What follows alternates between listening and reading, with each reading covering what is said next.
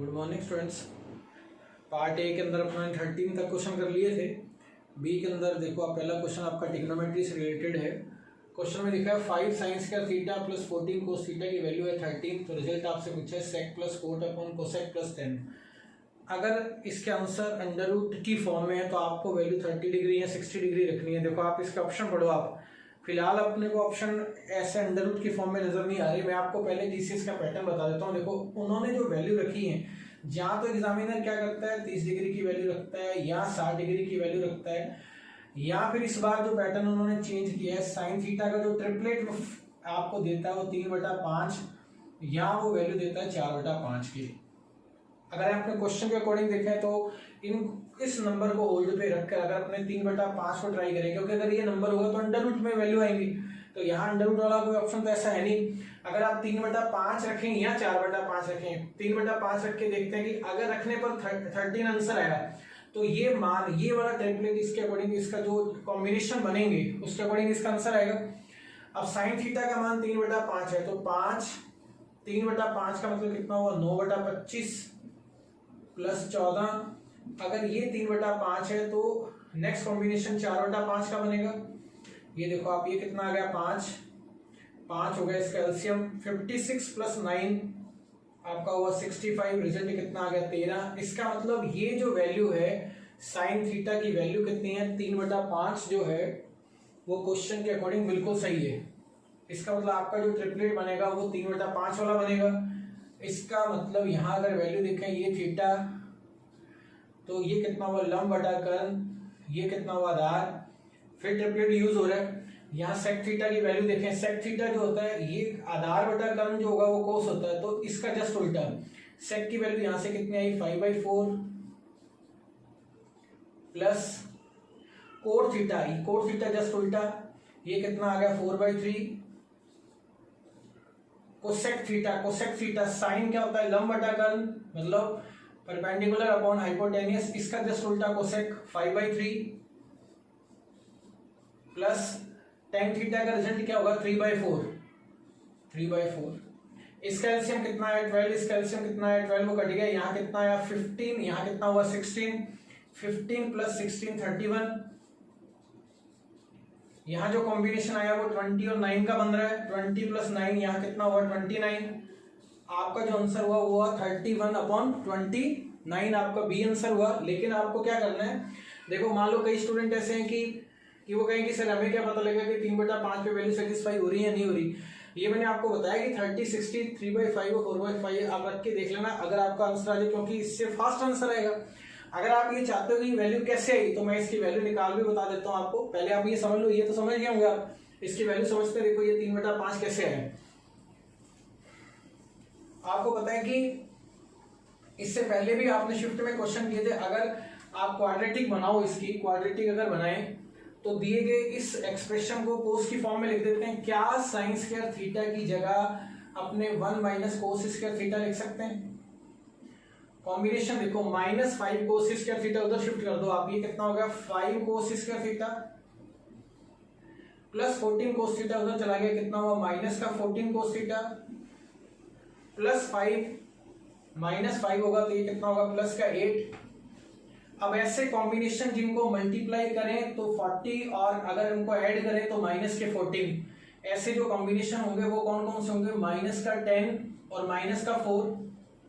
इसका मतलब यहां से कोस थीटा का जो रिजल्ट आएगा, आपको पता है जब रिजल्ट आता है पहले तो आप इसके कोएफिशिएंट से डिवाइड करते हो, साथ में ये साइन चेंज हो जाता है। यहाँ जो रिजल्ट आया वो कितना आया 2 और यहाँ जो रिजल्ट आया वो कितना आया साइन चेंज हो जाएगा प्लस का 4/5। आपको पता है कि फर्स्ट क्वाड्रेंट में वैसे भी कोस का रिजल्ट 2 होता नहीं, क्योंकि मैक्सिमम वैल्यू कितनी होती है इसकी 1। ये कॉम्बिनेशन तो बनेगा नहीं, तो कॉम्बिनेशन बनेगा कोस थीटा का रिजल्ट कितना हुआ 4/5। अगर कोस थीटा 4/5 है तो आधार बटा कर्ण, इसका मतलब यहां से लंब कितना हुआ 3। आगे आपको पता है जो उन्होंने टाइप जो फर्स्ट मैंने आपको 3/5 बताया था, यही तो बताया था देखो 3/5 साइन का। तो आगे का जो प्रोसेस है वो सारा का सारा सेम है। वैल्यू आप रख दोगे तो आपका जो रिजल्ट आ जाएगा 31/29 आपका हो जाएगा आंसर। उम्मीद करता हूँ ये आपको समझ में आ गया होगा। नेक्स्ट क्वेश्चन पे चलते हैं। नेक्स्ट क्वेश्चन देखो आप त्रिभुज एबीसी में AB बराबर AC है, B से होकर ये खींचा गया एक सर्किल AC को बिंदु D पर स्पर्श करता है, AB को बिंदु B पर काटता है, DAC का मिड पॉइंट है, AP की वैल्यू दे रखी है, AB पूछा है आपसे। देखो सबसे पहले ट्रायंगल बनाओ आपने यहाँ ट्रायंगल बनाया ABC, ये कह रहा है B से होता हुआ एक सर्किल, B से होता हुआ एक सर्किल C बिंदु पर भुजा C पर मिलता है, यहाँ मान लो ये है पॉइंट आपका D, और AB को P पर कट करता है, AB को किस पे कट करता है, P पर। D जो है वो इसका मिड पॉइंट है। AP का जो रिजल्ट है वो है 2.5 सेंटीमीटर। कॉम्बिनेशन आपसे पूछा है AB का रिजल्ट पूछा है। देखो ये एक रिजल्ट है, ये पहले भी एग्जाम में आया हुआ है। अगर आप 2011 से 2017 या 16 के पेपर देखो, पहले भी एग्जाम में रिपीट हुआ है। एक इसका जो रिजल्ट है देखो वो होता है इसका, अगर इस तरह का कॉम्बिनेशन है तो यहां से AP और AB का जो रिजल्ट बनता है वो बनता है 1:4। ये 1:4, अगर 1 की वैल्यू कितनी है आपकी 2.5, तो ये रिजल्ट अगर आप 2.5 से मल्टीप्लाई करोगे तो आपका डायरेक्ट आंसर कितना आ जाएगा 10। ये आप ध्यान रखना, आप डायरेक्ट टिक कर सकते हैं रिजल्ट कितना आया 10। अगर आप ये चाहते हो कि ये कैसे आया, दूसरा तरीका मैं आपको बता देता हूँ इसका क्या है कि आपने एक प्रॉपर्टी पढ़ी होगी सर्किल के अंदर कि यहाँ से अगर एक पॉइंट अपने लें बाहर और एक पॉइंट अपने ये ले लें, बाहर वाला पॉइंट मैं ये ले लेता हूँ, ये पॉइंट है आपका A, ये पॉइंट आपका P और B, ये अपनों ने बना लिया सीकेंट, और ये आपका बन गया टेंजेंट।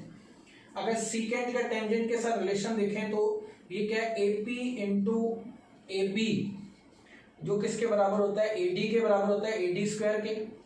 अगर इसके अकॉर्डिंग अगर वैल्यू रखें, AP का मान यहां से कितना है 2.5, AB का मान कितना हुआ, अगर इसे x मान लो, ये भी x है, तो ये पूरा कॉम्बिनेशन कितना होगा 2x, ये रिजल्ट हुआ आपका 2x।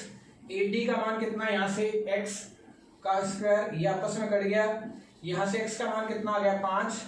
लेकिन आपसे जो रिजल्ट पूछा है वो कौन सा पूछा है, AB का रिजल्ट पूछा, तो यहाँ से AB रिजल्ट 2x शो करेगा। 5 का डबल कितना हो गया, आपके पास जो आंसर आया वो कितना आ गया 10 हो गया आपका यहाँ आंसर। लेकिन आपको ये रिजल्ट कॉम्बिनेशन याद रखना है कि अगर ये 1 है तो कंप्लीट 4 होगा, ये 1 तो ये होगा 3। अगर ये आपसे पूछा जाएगा तो ये रिजल्ट शो करेगा 7.5 और 2.5 आपका रिजल्ट होगा 10। पहले भी रिपीट हुआ है, आगे भी रिपीट हो सकता है क्वेश्चन। नेक्स्ट पे चलते हैं। नेक्स्ट क्वेश्चन देखो आपका DI से रिलेटेड है। इसने बोला है कि डीलर A द्वारा फरवरी, अप्रैल, मई में जो नंबर है कंप्यूटर्स और D के द्वारा मार्च, मई और जून में जो कंप्यूटर्स हैं उनका रेशो बताना है आपको क्या है। A में फरवरी में देखो आप A का कॉलम देखो, फरवरी में कितने 94, या लिख दिया 94 प्लस फरवरी के बाद कौन से मंथ की बात कर रही है, अप्रैल में बात कर रहा है, अप्रैल में कितने 108 प्लस इसके बाद मई की बात कर रहे हैं, मई में कितने 98। अगर इनका टोटल करो आप, ये 90 मान लो, 90 कितना हुआ 180, 100 कितना हुआ 280, ये 16 और 4 20 कितना हो गया 300। डी के द्वारा कौन से मंथ की बात कर रहे हैं, डी के द्वारा मार्च में सबसे पहले देखो मार्च में क्या है 90। इसके बाद बात कर रहे हैं वो मई की, मई में कौन सा है, मई में डी को पढ़ो आप 89, और उसके बाद जून में कितना है 91। अगर इन दोनों में देखो आप 170 और 10, 180 और 90 कितना हो गया 270। इनका अनुपात पूछा आपसे, देखो 300 और 270 का जो अनुपात बनेगा, 0 से 0 कट गया, ये आपका 3 से कट गया, ये रिजल्ट आ गया आपका 10 और ये आ गया आपका 9। आपका आंसर आ गया 10:9। बहुत सिंपल सा क्वेश्चन है, एडिशन आपका बस अच्छा होना चाहिए। नेक्स्ट पे चलते हैं। नेक्स्ट क्वेश्चन देखिए आप, नेक्स्ट क्वेश्चन आपका टाइम वर्क से रिलेटेड है। ए निश्चित काम को 30 दिनों में पूरा करता है, बी ए से 25% अधिक कुशल है, एफिशिएंसी उसकी 25% ज्यादा है, सी बी से 20% ज्यादा है। सभी ने मिलकर 3 दिन तक काम किया, उसके बाद जो रिमेनिंग काम है वो बी कितने दिन में पूरा करेगा। पहले भी क्वेश्चन रिपीट हो चुका है ऐसा। देखो हमने यहाँ लिख दिया ए बी और सी, ए बी और सी। यहाँ एफिशिएंसी की बात करते हैं, एक दिन में किया हुआ काम। बी ए से कितना परसेंट अधिक कुशल है, क्वेश्चन में लिखा हुआ है 25%, और सी जो है वो बी से कितना परसेंट कुशल है, ये है 20%। देखो 25% 1/4, अगर ये हर रोज 4 पेज टाइप करता है तो ये करेगा आपका 5। 20% मतलब 5वां हिस्सा, मतलब 1 पेज एक्स्ट्रा टाइप कर रहा है, सी करेगा 6। ये कह रहा है कि तीनों मिलकर अगर बात करें तो 9 और 6 15, तीनों मिलकर एक दिन में कितने पीस टाइप कर रहे हैं 15। लेकिन क्वेश्चन में लिखा है ए जो है वो पूरे काम को कितने दिन में पूरा कर लेता है, ए पूरे काम को कर लेता है 30 दिन के अंदर पूरा। अगर ये हर रोज 4 पेज टाइप करता है 30 दिन में पूरा करता है, तो इसका मतलब अगर इन दोनों का मल्टीप्लाई कर दें तो टोटल वर्क जो होगा आपके पास वो होगा आपका 120। लेकिन शुरुआत में ए बी और सी 3 दिन तक काम करते हैं। ए भी 3 दिन काम करता है, बी भी 3 दिन काम करता है और सी भी 3 दिन काम करता है। अगर 3 दिन का देखें तो एक दिन में कितना काम कर रहे हैं ये 4 + 5 + 6 कितना हुआ 15 × 3 45। देखो 120 पेज आपको टाइप करने थे, कितने पेज टाइप हो गए 45, बचे कितने 55 और 20 75। अब ये अपने को किससे करवाने हैं, ये करवाने हमें बी से। बी हर रोज कितने पेज टाइप कर रहे हैं 5। अगर ये 5 पेज टाइप करेगा बी तो रिमेनिंग काम को ये कितने दिन में पूरा कर देगा, ये कर देगा 15 दिन के अंदर काम हो जाएगा आपका कंप्लीट। ये आपका आ गया आंसर। ये क्वेश्चन आपका पहले भी रिपीट हो चुका है, क्वेश्चन बार बार रिपीट हो रहे हैं। देखो आप उनको धीरे धीरे करते चलो इस तरह के क्वेश्चनों को। बहुत सिंपल सा क्वेश्चन है, बेसिक सा क्वेश्चन है। नेक्स्ट पे चलते हैं। देखो आप नेक्स्ट क्वेश्चन आपका ट्रिग्नोमेट्री से रिलेटेड है। ये तो नॉर्मल सी बात है कि अगर आपको स्पेशल एंगल का अगर आपको नॉलेज है तो आप इस क्वेश्चन को बहुत बढ़िया से कर सकते हैं। बहुत सिंपल सा है। tan 30 का मान कितना है 1/√3। कोसेक 60 sin 60 का उल्टा होता है। sin 60 कितना होता है √3/2। इसका मतलब ये जो रिजल्ट होगा वो होगा 2/√3 प्लस tan 60 कितना हुआ √3। कोसेक और सेक अगर टोटल 90 डिग्री है तो रिजल्ट सेम होगा, तो इसका मतलब ये रिजल्ट कितना हुआ 2/√3 सेम होगा। यहां से कॉम्बिनेशन देखें sin 30 1/2 है, इसका स्क्वायर करते हैं तो 1/4। कोट 45 1 का स्क्वायर 1। सेक 60 कोस 60 का उल्टा होता है, कोस 60 sin 30 होता है। जो वैल्यू होगी 1/2 का उल्टा कितना 2, तो ये कितना हुआ 4। ये देखो अब आप इसे सॉल्व करो, ये कट गया आपस में। ये रिजल्ट हुआ आपका 2/3 प्लस ये कट गया आपस में, ये हुआ 2 और ये रिजल्ट हुआ आपका 1/4। ये हो गया 6 और 2 8/3। ये 4 ऊपर शिफ्ट हो जाएगा। आपका जो आंसर है वो कितना आ जाएगा 32/3 आपका हो गया आंसर। बहुत नॉर्मल सा क्वेश्चन है। नेक्स्ट पे चलते हैं। नेक्स्ट क्वेश्चन देखो आपका नेक्स्ट क्वेश्चन अलजेब्रा से रिलेटेड है। सिंप्लीफाई करना है आपको। Value x³ - y³ upon x और ये नंबर दे रखा है x² + y² plus 2xy - xy मतलब माइनस का xy। x² + y² - xy। आगे दे रखा है डिवाइड, फिर उसके आगे इंटू। बोर्ड मास लगेगा तो डिवाइड को मैं कर देता हूँ इंटू। जैसे आप डिवाइड को इंटू चिंटू समझ गए होंगे आप। जैसे इसे चिंटू करेंगे, चिंटू मतलब इंटू, ये नंबर आपका चेंज हो जाएगा। ये ऊपर नंबर आपका आ जाएगा x³ + y³ और नीचे जो नंबर है y है और y और ये नंबर है आपका x - y का होल स्क्वायर प्लस 3xy और यहाँ लिखा जाएगा x² + y² plus xy into a + b का whole square minus a - b का होल स्क्वायर होता है 4ab। ये तो आपको ध्यान होगा a + b का होल स्क्वायर। जब आप सॉल्व करोगे a² + b² कट जाएंगे। नीचे जो नंबर आएगा वो a + b a - b x² - y² a + b a - b। अब आप देखो कि x² - y² का जो कॉम्बिनेशन है वो होता है x - y x² + y² plus xy। मतलब इससे आपका x - y और x² y² प्लस xy ये कट जाएगा। x³ + y³ का जो रिजल्ट होगा वो होगा x + y, ये वाला कॉम्बिनेशन इससे कट जाएगा। देखो आप ये वाला नंबर इससे कट जाएंगे और ये जो बच गया ये देखो आप, ये तो सारे कट गए। ये इससे कट जाएगा, ये इससे कट जाएगा। आपके पास जो फाइनल रिजल्ट आया वो कितना आया 4। बस आपको ये एक्सप्रेशन पता होनी चाहिए। क्वेश्चन बहुत इजी था। नेक्स्ट पे चलते हैं। नेक्स्ट क्वेश्चन देखो आपका डीआई का है। आपको पहले भी बताया था कि डीआई के क्वेश्चन 3 या 4 आ रहे हैं। सीपीओ के एग्जाम में 9 क्वेश्चन, मेंस में आपके 8 से 9 क्वेश्चन आते हैं। ये कह रहा है डीलर बी द्वारा अप्रैल, मई और जून में कंप्यूटरों की जो संख्या है फरवरी और अप्रैल में कुल संख्याओं का कितना % है। नंबर मैंने यहाँ लिख दिए हैं। आप देखो इनका कॉम्बिनेशन बनाओ, ये कितना बना 210 और 97, ये नंबर हुआ आपका 307। अगर इसका टोटल करें 94, 96, ये देखो आप 94 और ये कॉम्बिनेशन बनाओ आप, ये कितना हुआ आपका 200 और 200, 200 और 200, ये कितना हुआ आपका 400। ये कॉम्बिनेशन करें तो यहाँ देखो आप, ये तो मैंने डिजिट्स के हिसाब से इनको ऐड किया है। यहाँ देखो आप इसको 90 ले लो आप, 90, 90, 90, 270 और 100, कितना हुआ आपका 270 और 100, 370, ये हुआ आपका 15 और ये 15, तो ये कितना हुआ 400। टोटल करेंगे इन दोनों का तो टोटल हुआ आपका 800। इसका मतलब 307 जो है वो 800 का कितना % है इंटू 100। जब आप इससे कैंसिल करोगे तो आपको पता है 8 3 24, रिजल्ट आपका 3 से स्टार्ट होगा। पूरा सॉल्व करने की जरूरत नहीं, आपका डी आंसर आ रहा है 8 3 24। ये कितना हुआ 24 करने पे 6 और 7, 8 इंटू 8 64, 38, 3/8 आप % आपका आंसर है। यहाँ आपको सॉल्व नहीं करना, 8 इंटू 3 24, आप इसी से आइडिया लगा सकते हैं, बात कर सकते हैं बहुत इजी से। नेक्स्ट पे चलते हैं। देखो आप डीलर ए द्वारा फरवरी से जून में जो कंप्यूटरों की संख्या है और जून में जो कंप्यूटरों की संख्या उससे कितने % अधिक है।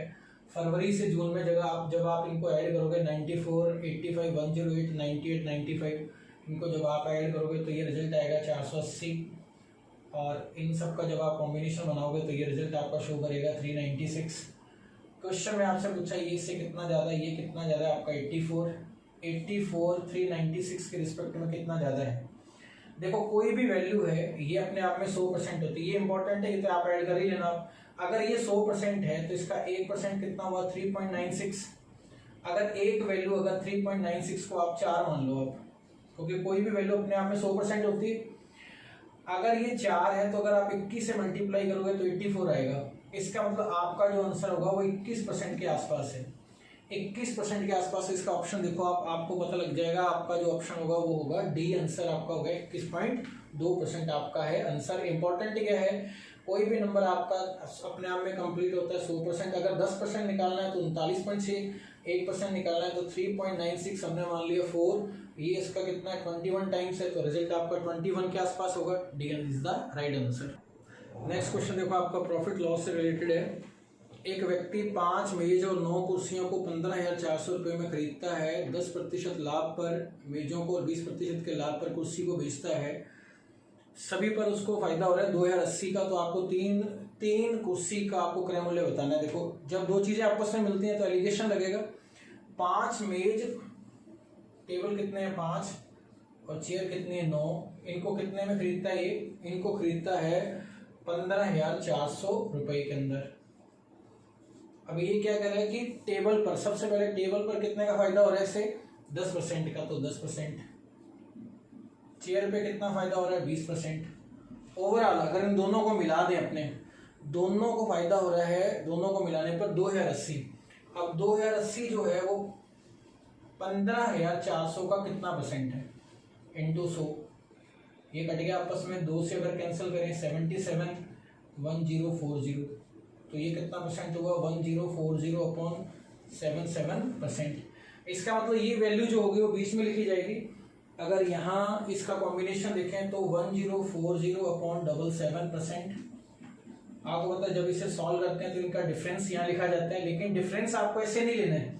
आप देखो यहाँ जो रेशियो लिखा जाएगा तो रेशियो किसी भी नंबर पे बढ़ा सकते हैं। तो आपको क्या करना है 77 से मल्टीप्लाई कर दो। आप यहाँ भी क्या कर देंगे 77 से मल्टीप्लाई, इसको भी 77 से मल्टीप्लाई और इसको भी कितने से मल्टीप्लाई कर देंगे 77 से। जब आप 77 से मल्टीप्लाई करोगे तो ये रिजल्ट आपका शो होगा 1040।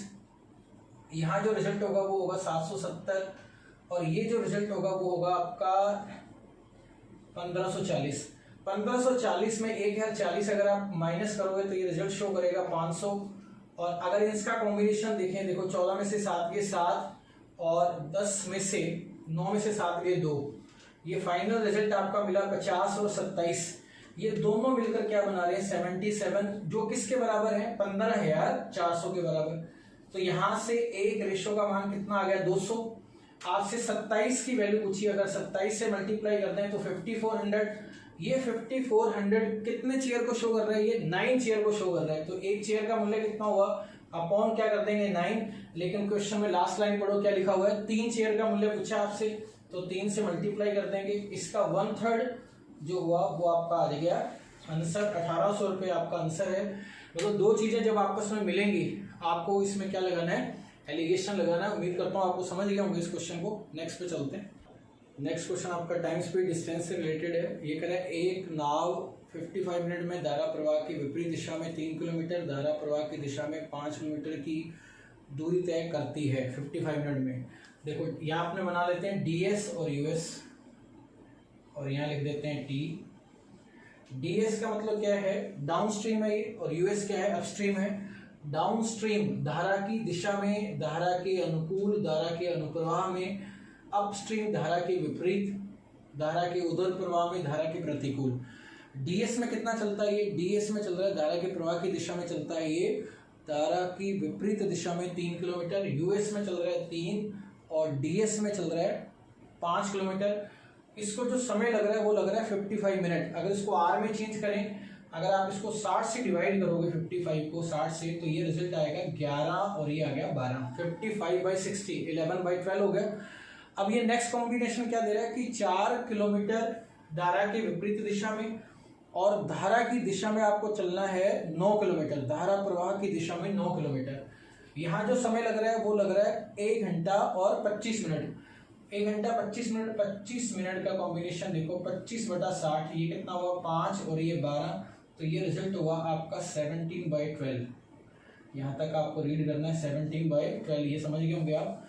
अब आप तो कह रहे हैं कि 43.2 किलोमीटर की दूरी तय करने में ds में आपको समय बताना है कितना लगेगा। 43.2 आपको t बताना है ds का।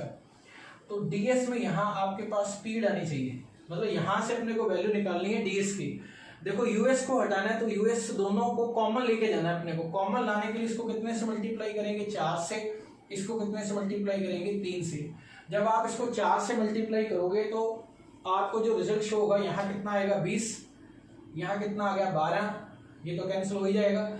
यहाँ जो रिजल्ट शो होगा वो आपका शो होगा 11/3 कैंसिल होने के बाद, और यहाँ जो रिजल्ट है ये कितना आ गया आपका 12, 3 से मल्टीप्लाई करोगे तो 27, ये कितना हुआ 12, और ये रिजल्ट हुआ आपका 17/4।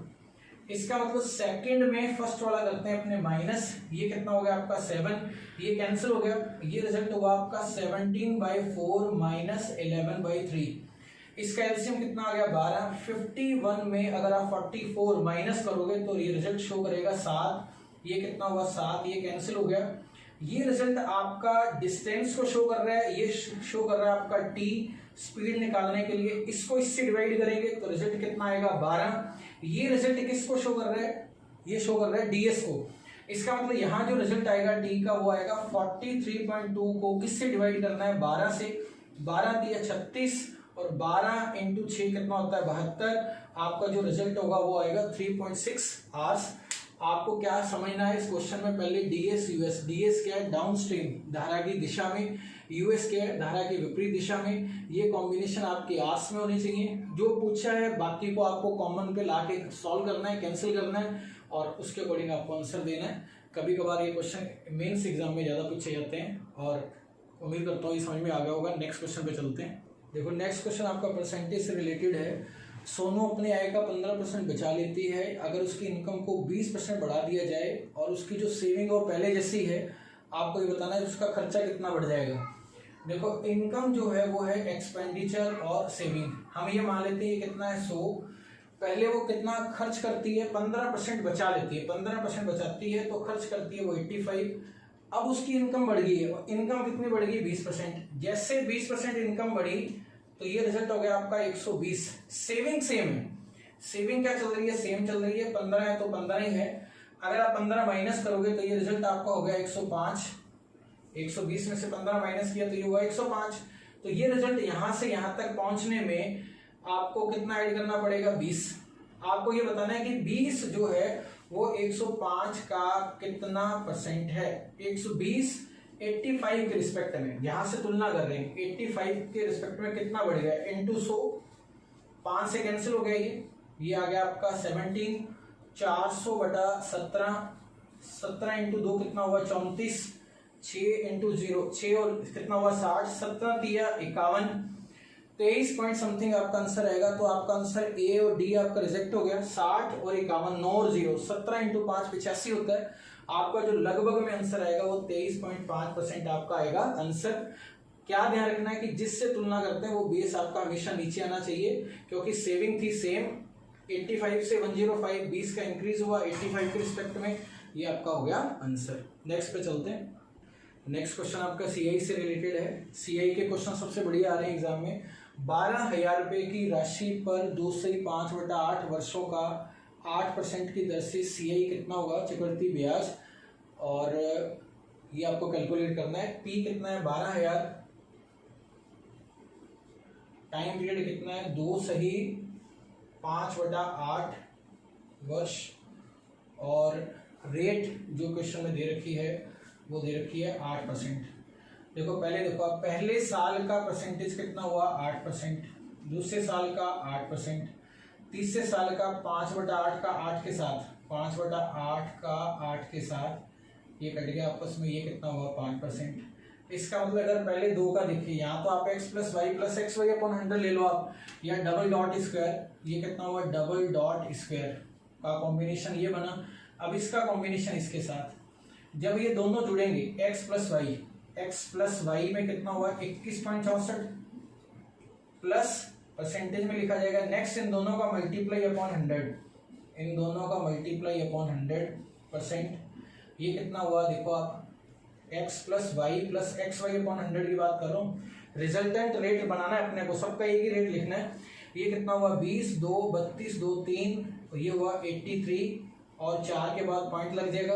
अब इसमें ये आपको ऐड करना है। देखो आप ये कॉम्बिनेशन देखो, इसमें ये ऐड कर लेते हैं। ये कितना हो गया आपका 7, 8 और 6 कितना हो गया 14, ये हो गया 22, और ये 2 साथ में आ ही जाएगा। फाइनल रिजल्ट आपका आ गया 22.4720।